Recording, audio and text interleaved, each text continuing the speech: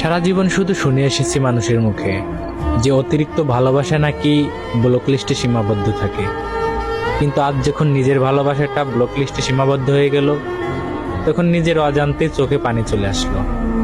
কারণ কখনো তো এমন হওয়ার ছিল না যে নিজের ভালোবাসাটাও এরকম ব্লক লিস্টে একসময় সীমাবদ্ধ হয়ে যাবে।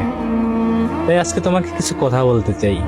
হয়তো তোমার ব্লক লিস্টে আছি, হয়তো আমার এই ভয়েসটা, আমার এই ভিডিওটা কোনো মাধ্যমে তোমার কাছে পৌঁছে যাবে। অন্তত মান অভিমান ভুলে গিয়ে একটু কষ্ট করে আমার কথাগুলো শুনে নিও। কি এমন ক্ষতি করেছিলাম আমি তোমার, যে এভাবে তিলে তিলে আমার জীবনটা শেষ করে দিলে? আমি তো কখনো তোমাকে বাধ্য করিনি যে আমাকে তোমার ভালোবাসতেই হবে। তুমি আমাকে ভালো না বাসলেও পারতে, আমার জীবনটা এভাবে না শেষ করলেও পারতে। যে মনে ভালোবাসা ছিল না সেই মনে ভালোবাসা জন্ম দিলে, হাজারো স্বপ্ন দেখালে, আবার সেই স্বপ্নগুলোই তুমি ভেঙে দিয়ে বেটার অপশন খুঁজে নিয়ে চলে গেলে। খুব প্রয়োজন ছিল, তাই না? হয়তো টাকা পয়সা দিয়ে তোমাকে কিনতে পারিনি, তোমাকে ধরে রাখতে পারিনি, কিন্তু আমার এই ভালোবাসা দিয়ে তোমার জন্য যা যা করেছি, তুমি চাইলে তুমি বিয়ের পরে তোমার প্রিয় মানুষটার কাছ থেকে কিছু প্রমাণ চেয়েও, যেগুলো আমি তোমাকে দিয়েছিলাম।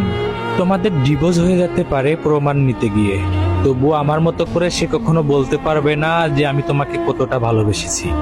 তবে দিন শেষে তোমার প্রতি আমার এক আকাশ পরিমাণ অভিযোগ থেকে যাবে।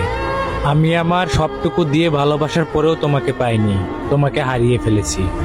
তবে চিৎকার করে একটা কথা সবসময় বলতে পারবো যে একটা মানুষের প্রতি আসক্ত হয়ে আমি চরমভাবে ঠকে গেছি।